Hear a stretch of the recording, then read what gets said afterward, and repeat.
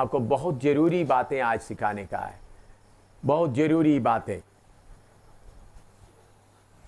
उसके लिए थोड़ा तैयार हो जाए।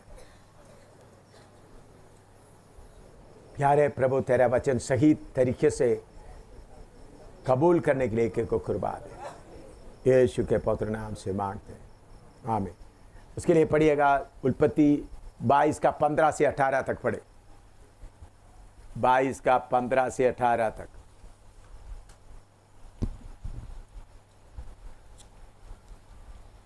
फिर यहोवा के दूत ने दूसरी बार स्वर्ग से अब्राहम को पुकार के कहा, यहोवा की ये वाणी है कि मैं अपनी ही ये शपथ खाता हूँ कि तूने जो ये काम किया है कि अपने पुत्र वरन अपने इकलौते पुत्र को भी नहीं रख छोड़ा, इस कारण मैं निश्चय तुझे आशीष दूंगा और निश्चय तेरे वंश को आकाश के तारागण और समुद्र के तीर की बालू के किनकों के समान अनगिनत करूंगा, और तेरा वंश अपने शत्रुओं के नगरों का अधिकारी होगा, और पृथ्वी की सारी जातियां अपने को तेरे वंश के कारण धन्य मानेंगी, क्योंकि तूने मेरी बात मानी है।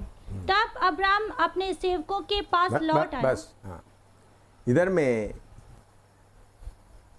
अब्राहम परमेश्वर का आज्ञा को मानकर अपना बेटे को कुर्बान करने के लिए तैयार हो गए।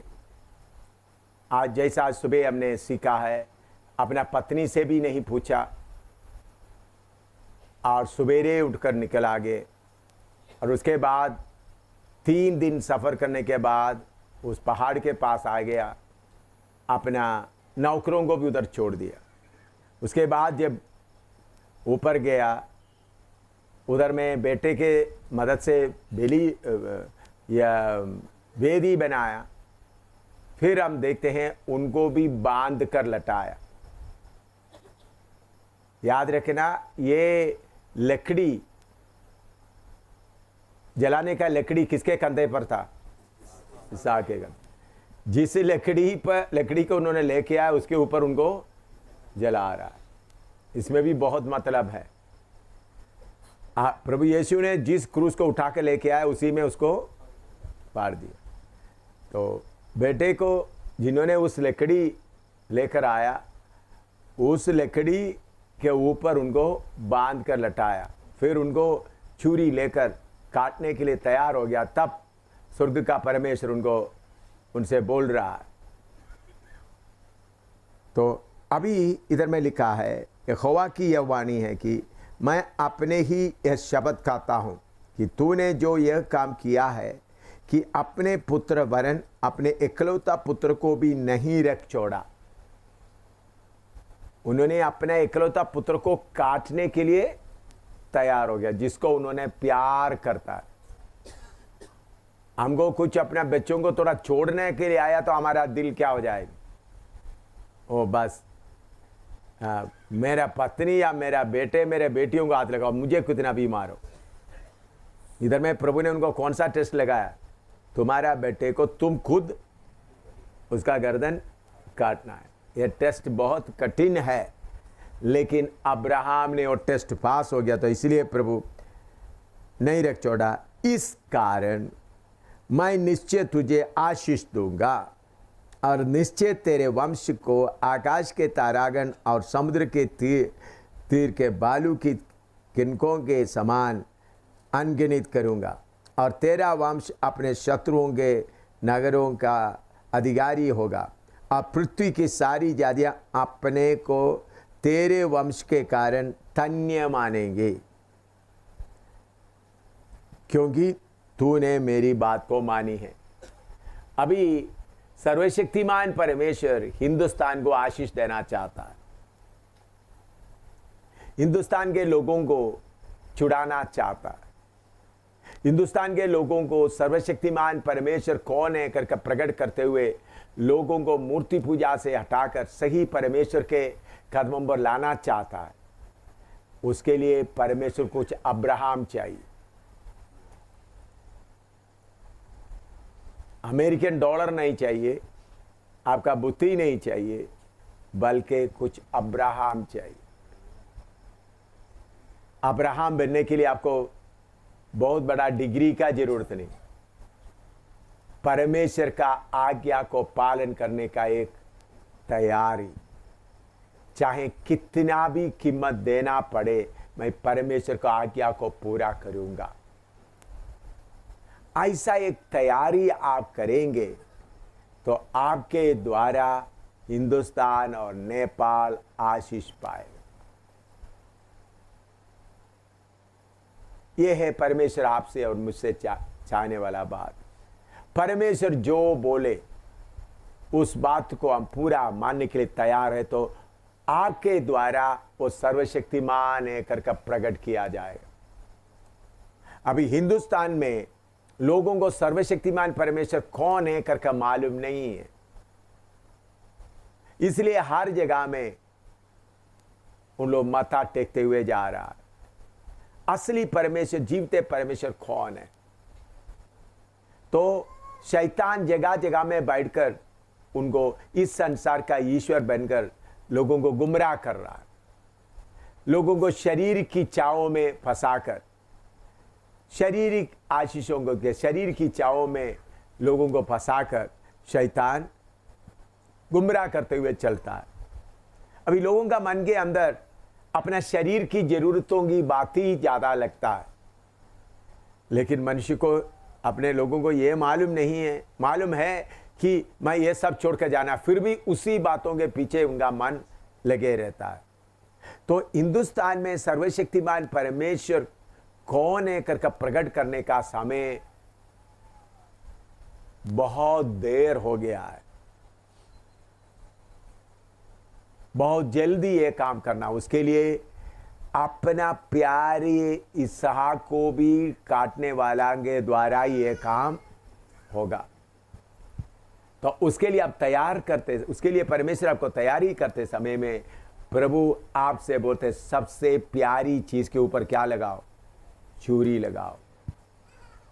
अपना प्यारी चीज कौन कौन सा है, उन बातों के ऊपर चूरी लगाने के लिए उसको वेदी पर अर्पण करो। आप क्या बोलेंगे? ठीक है प्रभु, वो छोड़कर बाकी सब जो बोलो मैं कर लूंगा।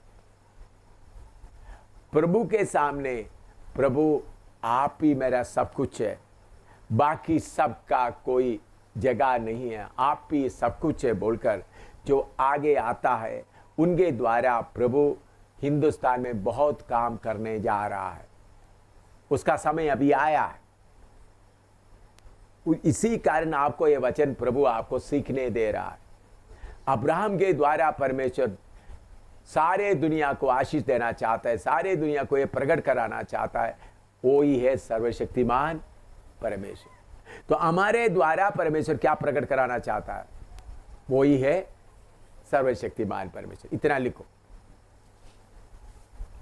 परमेश्वर पहले बड़ा टेस्ट नहीं लाता, पहले परमेश्वर छोटा छोटा टेस्ट लाता। अब्राहम को परमेश्वर पहले बड़ा टेस्ट नहीं लाया। अब्राहम को परमेश्वर ने बोला अपना घर को छोड़कर निकल आ जा, जिस देश मैंने तुमको, उस समय में उनको छोड़ना बहुत बड़ी बात नहीं था, छोड़ने का मन है तो छोड़ सकता था, उन्होंने छोड़ दिया। तो पहले बड़ा टेस्ट नहीं लाया, फिर चलते चलते आते हुए फिर बाद में बड़ा, सबसे बड़ा टेस्ट आ गया, अपना प्यार करने वाले बेटे को गर्दन खुद काटने का।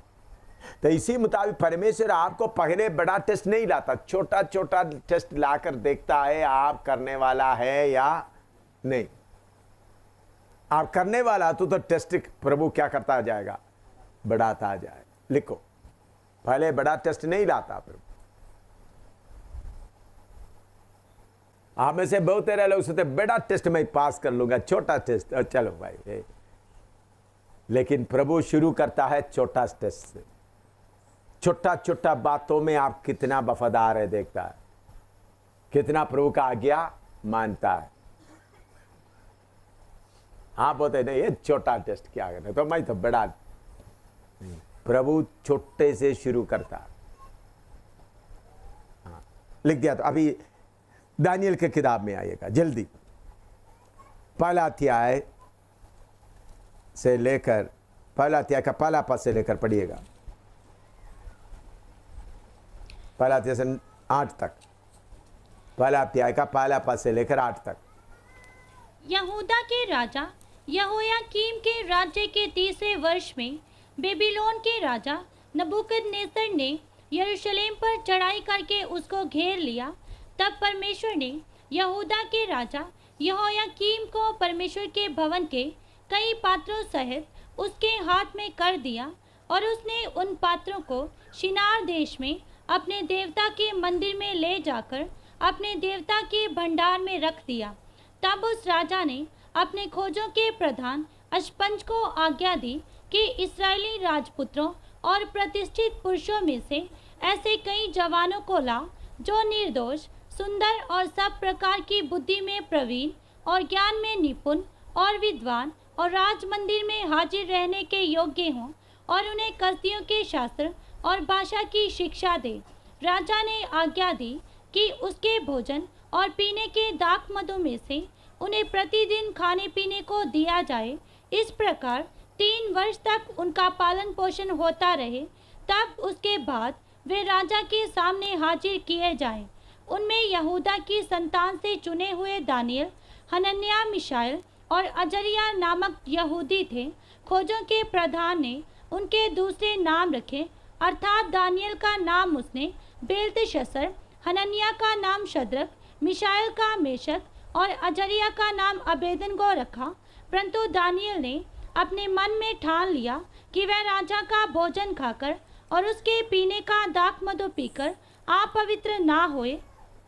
इसलिए उसने खोजों के प्रधान से विनती की कि उसे अपवित्र ना होना पड़े।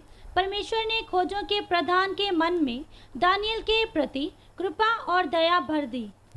और उसके नीचे पढ़ो, 12 तक पढ़ो। खोजों के प्रधान ने दानियल से कहा, मैं अपने स्वामी राजा से डरता हूँ, क्योंकि तुम्हारा खाना पीना उसी ने ठहराया है। कहीं ऐसा ना हो कि वह तेरा मुंह तेरे संग के जवानों से उतरा हुआ और उदास देखे और तुम मेरा सिर राजा के सामने जोखिम में डालो।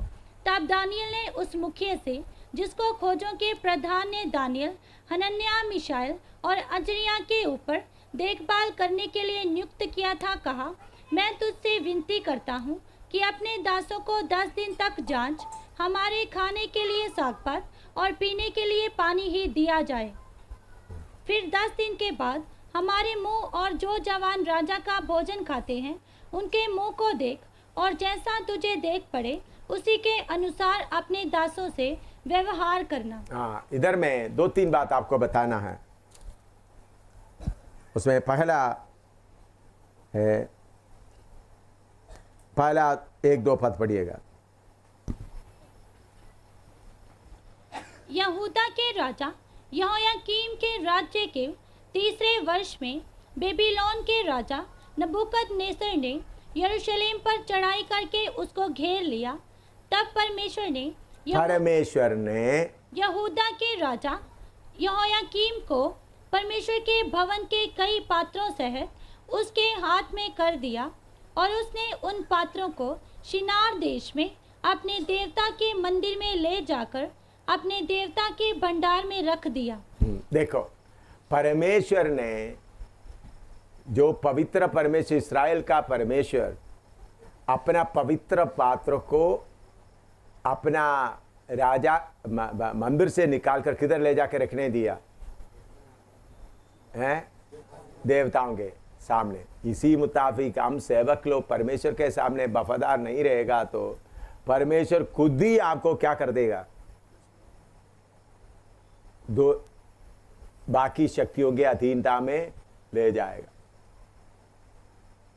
तो परमेश्वर का चुना हुआ पात्र को किधर लेने दिया? तो इसलिए प्रभु ने आपको जिधर खड़ा किया उधर आपने कैसा रहना है? वफादारी में। इधर में जिस वचन आपने पढ़ा है, इधर में 4 बालकों को हम देखते हैं। उधर में उनको पढ़ाने के लिए कोई पास्टर नहीं, याजक नहीं, कोई नहीं। राजा का महल से उनका अच्छा खाना आ रहा है। उन्होंने क्या सोचा है? हम ये भोजन खाकर अपने आप को क्या नहीं करेंगे? अपवित्र नहीं करेंगे, अशुद्ध नहीं करेंगे। उसका 8वां पद पढ़िएगा।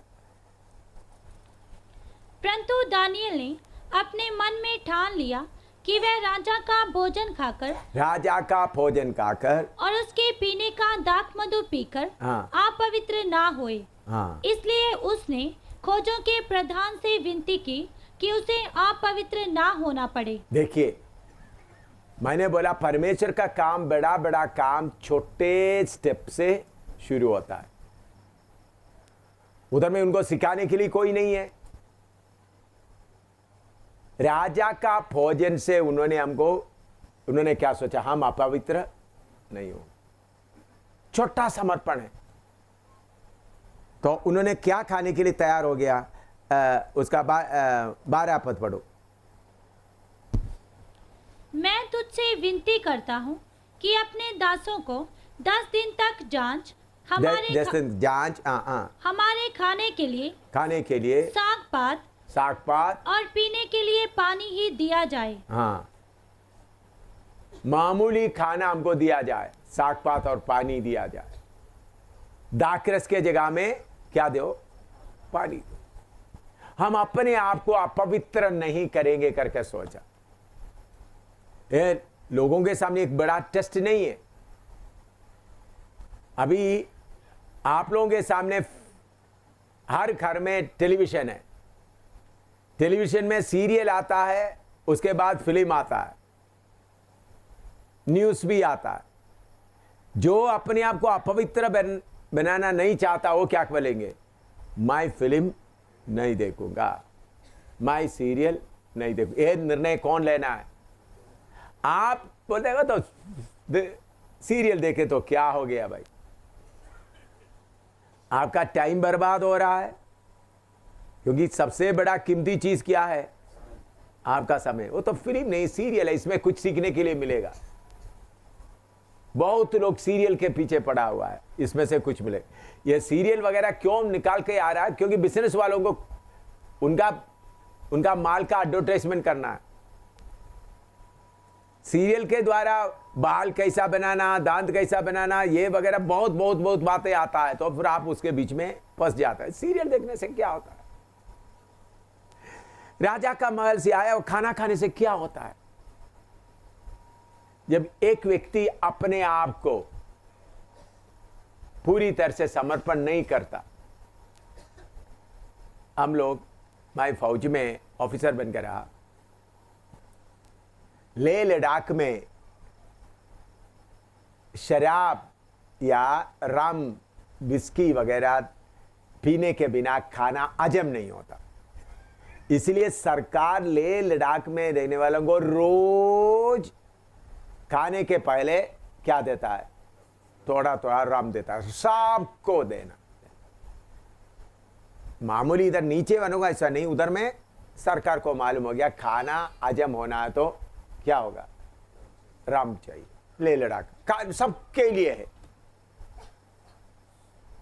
मैं निश्चय किया, मेरे पेट में खाना हजम हो ना हो, मैं नहीं पीऊंगा। इतने साल सेवा किया लेह लद्दाख तक, एक बार भी एक छोटा सा इतना सा बूंद भी मेरे मुंह में नहीं गया। पार्टी में कितना पार्टी में एक बार बॉम्बे मारवे में बड़ा पुल समुद्र के अंदर बना रहा था। तो मैं उसका पुल का कमांडर था। समुद्र में पानी ऊपर आता, लहरें नीचे जाता, उसके अनुसार पुल बनाना। जापान के लोग भी आए थे, जापान के ऑफिसर्स। तो मैं पुल के ऊपर खड़ा होकर कमांडर का हिसाब किताब किया। पूरा ठीक समय पर सेट हो गया। पूरा बताने का समय नहीं है, जल्दी बताता। ठीक हिसाब के अनुसार हो गया। तो उनको सबको बहुत अद्भुत जैसा हुआ। उस दिन पार्टी रख दिया, दूसरा दिन पार्टी रख दिया मेरे ऑनर में। एम शामिल ने ऐसा किया, इसलिए कितना चीफ इंजीनियर बड़े बड़े। तो उन लोग लेडीज वगैरह सब बोले आज एम शामिल को कम से कम थोड़ा सा एक ड्रॉप भी कम से कम उनको पिलाएंगे। मुझे मालूम नहीं था, उन लोग ऐसा प्लान बनाया। केरला का चीफ इंजीनियर का, श्रीधरन का पत्नी और उनके साथ 3 लेडीज प्लान बनाया। सब लोग इकट्ठा बैठा हुआ है, खाना खा। तो सब लोग शराब पी रहा है, विस्की ब्रांडी वगैरह। तो मैं तो कोको कोला थोड़ा सा लेकर पी रहा था। तो ये लेडीज आके एक ग्लास लेकर आ गया, एक लेडी इधर आकर पकड़ लिया, एक इंगित दोनों मेरा हाथ पकड़ लिया। तो कर्नल अपना चीफ इंजीनियर का पत्नी, वो भी मलयाली है, वो आकर मलयालम में भी एक दो शब्द बोल रहा है और अंग्रेजी में बोलकर आस्ता आस्ता मैंने क्या किया, पाव से आस्ता आस्ता उनका पेट में पाव रखकर आस्ता से धक्का दे दिया, वो नीचे गिर गए और ग्लास भी टूट गया। फिर मैंने बोला सॉरी मैडम, उठा लिया। मैंने समझा चाहे कुछ भी हो, एक बूंद भी मेरे अंदर नहीं जाएगा, इसलिए आज इधर बैठा है। अपने आप में एक छोटी छोटी बातों के लिए क्या करना है, समर्पण करना। छोटी बातों में हम प्रभु हम बड़ी बातों के लिए हम तैयार हो जाएंगे, नहीं भाई, आपका टेस्ट छोटी छोटी बातों से होता है। विश्वास का सेवकाई भी टेस्ट छोटा होता है। आपका छोटी जरूरत, आप दुकान में किराए पर कर्जा पर लेना चाहते तो वो टेस्ट में आप क्या हो गया, आपने सब मेरा बेटा बेटी भूखा मरने दो, मैं दुकान से एक चीज भी नहीं लूंगा। हम किराए पहले क्यों दे रहा, हर समय ये प्लान बनाया किराया। आज तक मैंने कानून ब्रदर को भी दे दिया, पहला 10 तारीख से पहले क्या देना है, किराए। मकान मालिक महीने के आखिरी में मांगता है, क्योंकि मकान में भी एक दिन भी कर्जे में नहीं रहना। पहले किराए दें, बाकी बचेगा तो खाएंगे। तो आप लोग कुछ सेवक लोग 1 महीना का किराया पेंडिंग हो गया, फिर दूसरा, फिर उसके बाद आपको दुकानदार में हमने बोला कितने बार हम भूखे, मेरे बेटे भी मरने के हालत तक गया, एक छोटा सा भी चीज कर्जा में नहीं लिया। आज तक भूखा बहुत रहा, भूखा थोड़ा नहीं बहुत रहा, बच्चा मरने का हालत में भी हो गया। तो छोटे छोटे बातों में आप वफादार रहेगा तो प्रभु क्या करेगा, आगे आगे आगे ले जाएगा। हम बोलेंगे छोटे बात को इनकार करते हैं, छोटे बात क्या है, थोड़ी देर तक सीरियल देख लिया तो क्या हो गया, थोड़ा टाइम, थोड़ा मन वाश हो गया, थोड़ा क्लियर हो गया। नहीं, अपने आप में इन बातों के लिए जो शक करता है उनको नेक्स्ट स्टेप आता है। ऐसा करते करते आप आगे जा सकते हैं। फिर आगे अभी देखिए उनका दिलेरी देखिए, इन्होंने क्या नहीं खाया, अपने आप को अशुद्ध नहीं किया। अभी बाद में दूसरा अध्याय में आइएगा,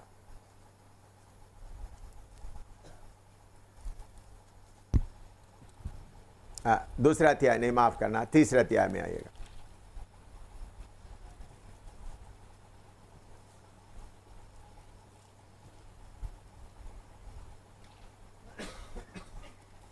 उसका 12 पद, तीसरा का 12। देख, शद्रक, मेशक और अबेदनगो नामक कुछ यहूदी पुरुष हैं जिन्हें तूने बेबीलोन के प्रांत के कार्य के ऊपर नियुक्त किया है। उन पुरुषों ने, हे राजा, तेरी आज्ञा की कुछ चिंता नहीं की। वे तेरे देवता की उपासना नहीं करते और जो सोने की मूरत तूने खड़ी कराई है उसको दंडवत नहीं करते। अभी इधर में राजा ने बहुत ऑर्डर दिया, सब लोग क्या करना है, मूर्ति का दंडवत करना। लेकिन ये शद्रक, मेशक, अबेदनगो बोला, हाँ, अभी उसका 13 से पढ़ो आगे। तब नबूकदनेस्सर ने रोष और जलजलाहट में आकर आज्ञा दी कि शद्रक, मेशक और अबेदनगो को लाओ। तब वे पुरुष राजा के सामने हाजिर किए गए। नबूकदनेस्सर ने उनसे पूछा, हे शद्रक, मेशक और अबेदनगो, तुम लोग जो मेरे देवता की उपासना नहीं करते और मेरी खड़ी कराई हुई सोने की मूरत को दंडवत नहीं करते, तो क्या तुम जानबूझकर ऐसा करते हो? यदि तुम अभी तैयार हो कि जब नरसिंगे, बांसुरी, वीणा, सरंगी, सितार, शहनाई आदि सब प्रकार के बाजों का शब्द सुनो और उसी क्षण गिरकर मेरी बनवाई हुई मूरत को दंडवत करो तो बचोगे, और यदि तुम दंडवत ना करो तो इसी घड़ी धधकते हुए भट्ठे के बीच में डाले जाओगे। फिर ऐसा कौन देवता है जो तुमको मेरे हाथ से छुड़ा सके? हाँ, देखिए इधर में दूसरा टेस्ट आ रहा है। शद्रक, मेशक, अबेदनगो को राजा के सामने लेके आए। उन्होंने बोला अभी करो तो हम देखते हैं तुमको कौन मेरे हाथ से छुड़ा सकता है। तब शद्रक, मेशक, अबेदनगो क्या जवाब देता है? पढ़ो 16-17। शद्रक, मेशक और अबेदनगो ने राजा से कहा, हे नबूकदनेस्सर, इस विषय में तुझे उत्तर देने का हमें कुछ प्रयोजन नहीं जान पड़ता। हमारा परमेश्वर जिसकी हम उपासना करते हैं वह हमको उस धधकते हुए भट्ठे की आग से बचाने की शक्ति रखता है। वरन हे राजा, वह हमें तेरे हाथ से भी छुड़ा सकता है। परंतु यदि नहीं तो हे राजा, तुझे मालूम हो कि हम लोग तेरे देवता की उपासना नहीं करेंगे उपासना और ना तेरी खड़ी कराई हुई सोने की मूरत को दंडवत करेंगे। हाँ, इधर देखना, आपको बहुत बार आपने पढ़ा है, मालूम है, लेकिन फिर भी थोड़ी देर। ये 3 लड़के लोग उधर का कैदी है, उनको यरूशलेम से कैद करके लेके आया, कैदी है। उनको उधर मदद करने के लिए कोई है नहीं। राजा है, बाकी सब मूर्ति का सिजदा कर रहा है। ये 3 लड़कों ने बोल दिया हमारा परमेश्वर आपके हाथ से छुड़ाने का शक्ति रखता है, अगर छुड़ाए नहीं तो भी हम आपका मूर्ति का दंडवत नहीं करेंगे। हमारा परमेश्वर शक्ति रखता है। ये छोटे, उधर में कोई बाइबल क्लास नहीं, उधर में कोई प्रचार करने के लिए बाइबल नहीं, उधर में कोई याचक नहीं उनको समझाने के लिए। उनके अंदर मालूम हुआ छोटा सच्चाई के लिए वो खड़ा हो गया।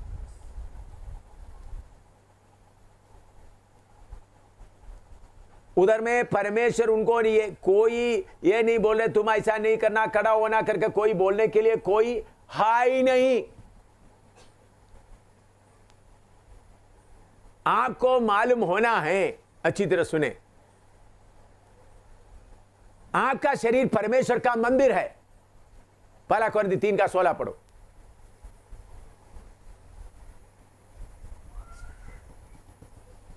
जल्दी। हाँ, क्या तुम नहीं जानते कि तुम परमेश्वर का मंदिर हो? हाँ, तुम परमेश्वर का मंदिर हो। अभी 6:19-20 पढ़िएगा। क्या तुम नहीं जानते कि तुम्हारी देह पवित्र आत्मा का मंदिर है? तुम्हारा देह पवित्र आत्मा का मंदिर है जो तुम में बसा हुआ है। हाँ। और तुम्हें परमेश्वर की ओर से मिला है। हाँ। और तुम अपने नहीं हो। हाँ। क्योंकि दाम देकर मोल लिए गए हो। हाँ। इसलिए अपनी देह के द्वारा परमेश्वर की महिमा करो। हाँ, इधर देखना सब ध्यान से, अभी लिखने का समय नहीं। आपका शरीर परमेश्वर का मंदिर है। आपके अंदर शारीरिकता है। फिल्म कौन देखता है? आपके शारीरिकता आपका आंख को इस्तेमाल करके क्या देखता है? फिल्म देखता है। अच्छी तरह सुनना, अभी दाहिने बाएं देखने तो मैं छोड़ूंगा नहीं। आपका शारीरिकता आपके अंदर बैठकर आपके आंख के द्वारा सीरियल देख रहा है।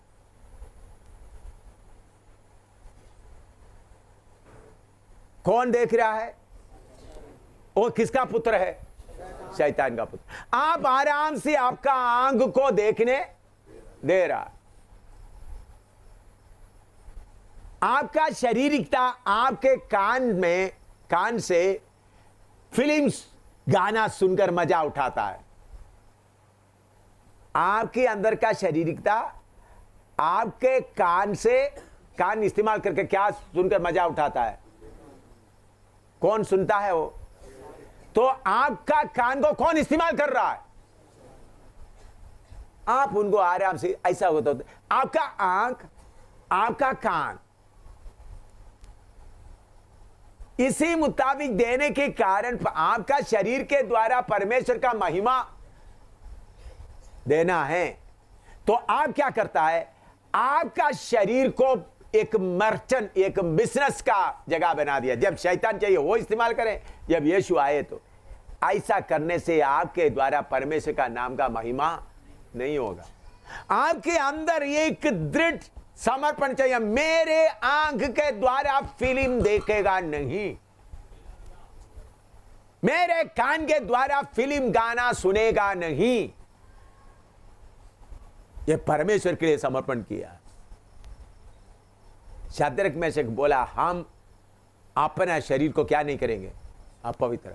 आप देख लो आप कितना पवित्र करता है। उस समय में उन लोगों को यीशु क्रूस पर मरेंगे या मरा हुआ हालत नहीं था। अभी आपको मालूम है यीशु क्रूस पर जान दिया, आपको मालूम है आपका शरीर खरीदा गया, आपके साथ पवित्र आत्मा भी है, आपके साथ स्वर्गदूत भी है। फिर भी आप जाकर आपके अंदर का शरीर की फीलिंग सुन के क्या है, अंदर में कौन खुशी मना रहा है, शरीर की तरह नाचते वक्त में फिर आपके अंदर पवित्र आत्मा का ताकत कैसा काम करेगा। आपके आंख के द्वारा फिल्म का देख करके मजा उठा रहा, फिर पवित्र आत्मा आपके अंदर से कैसा काम देगा, कैसा आपको दिलेरी मिलेगा। शैतान आपको फुटबॉल की तरह किक मार रहा है, मुझे क्यों नहीं मारता।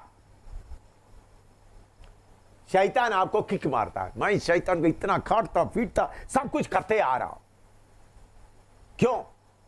नजदीक आने के लिए डर लगता, क्योंकि शैतान को मेरा कान इस्तेमाल करने के मौका नहीं मिलता, मेरा आंख इस्तेमाल करने का मौका, मैं तेरा जीव इस्तेमाल करने के लिए। आपका तो व्यभिचारी बन गया है। आपके पास कितना व्यभिचार करने वाला आता, आपका शरीर के साथ कितना व्यभिचार हो रहा है देख लो। व्यभिचार का मतलब मालूम है, इस्राएलियों को व्यभिचार मतलब अपना असली पति को छोड़कर दूसरे के पीछे गया तो व्यभिचार है। तो आपका शरीर के साथ कितना व्यभिचार चल रहा है देख लो। आपका शरीर कौन इस्तेमाल करना है, सिर्फ कौन इस्तेमाल करना है, आपका पति। वो कौन है? यीशु मसीह। लेकिन शैतान तो आपका शरीर के साथ आपका शरीर इस्तेमाल नहीं करता। फिर आप प्रभु के सामने कौन है? बोलो, व्यभिचारी है।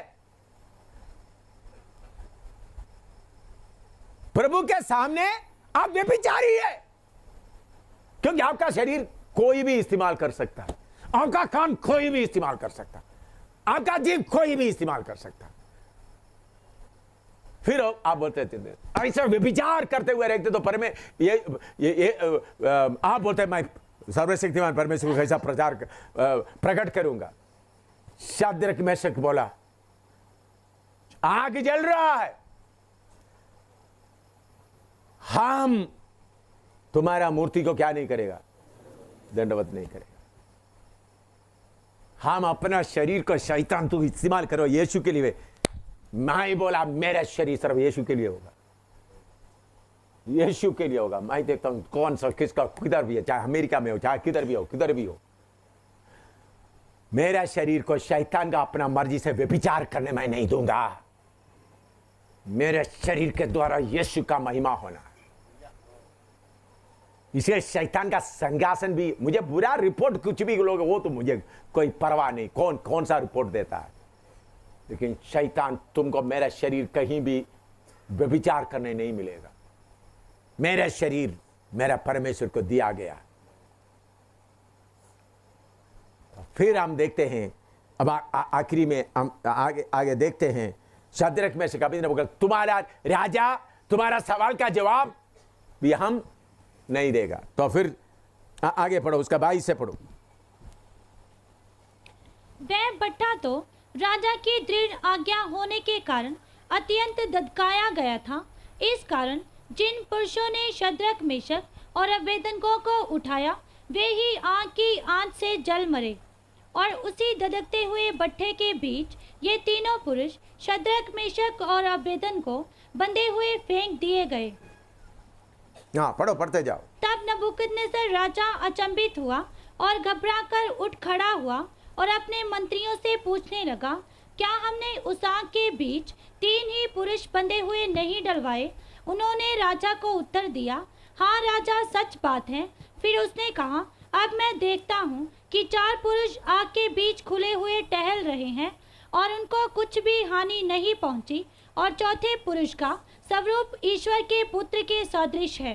नीचे पढ़ते जाओ। फिर नबूकदनेस्सर उस धधकते हुए भट्टे के द्वार के पास जाकर कहने लगा, हे शद्रक, मेशक और अबेदनगो, हे परम प्रधान परमेश्वर के दासों, परम प्रधान का परमेश्वर का दासों करके नबूकदनेस्सर को कब मालूम हुआ? पहले बोलता था मेरे हाथ से तुमको छुड़ाने वाला कौन है। अपने आप को जलने दे दिया, अपने आप को जलने दे दिया। हाँ, और नीचे, निकलकर यहाँ आओ।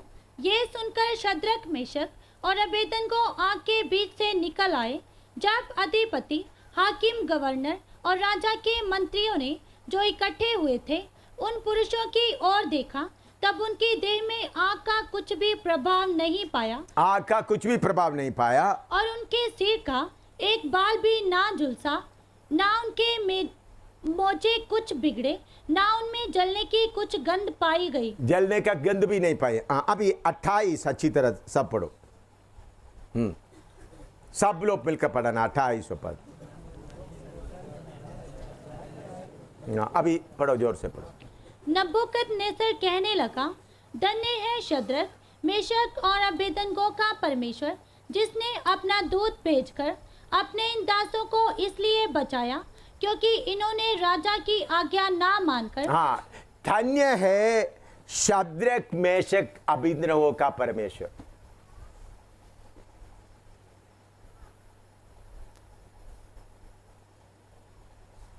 धन्य है शद्रक, मेशक, अबेदनगो का परमेश्वर। मैंने पहले आपको बोला अब्राहम का परमेश्वर, अभी किसका परमेश्वर है? उसके लिए कुछ कीमत देना पड़ा। सबसे पहले छोटी बातों में क्या किया? समर्पण किया। हिंदुस्तान में सेवा तुम लोग जैसा सोचते हैं पर्चा बांधकर प्रार्थना करने से नहीं होगा, समर्पण से होता है। हम लोग सोचे 2 अन्य भाषा बोल दिया, थोड़ा सा ये कर दिया तो काम होगा। पूरा अपना शरीर को प्रभु के लिए जो देता है, उनके द्वारा प्रभु प्रकट करेगा मैं सर्वशक्तिमान परमेश्वर हूं। सबसे पहले आपका शरीर का व्यभिचार बंद करना है। फिल्म गाना सुनना, फिल्म देखना, वो व्यभिचार पहले बंद करना। मैं औरतों के पीछे जाने वाला बात नहीं। आपका आत्मिक शरीर के साथ बाहरी शरीर क्या कर रहा है? व्यभिचार कर रहा है। आपके अंदर व्यभिचार चल रहा है।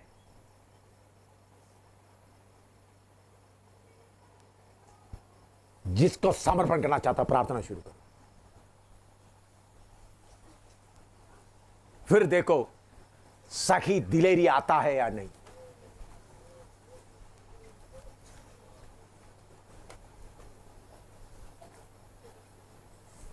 आपका ढीला समर्पण छोड़कर शरीर के साथ का व्यभिचार आज बंद करो।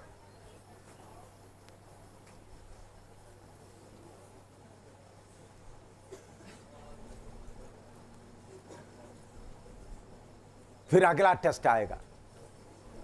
फिर देखता है कौन सा शक्ति है रोकने वाला। मैं पूरा ताकतों को दावत देकर बोल रहा हूं, शैतान को भी, लूसीफर को भी, उनका सारे फौज को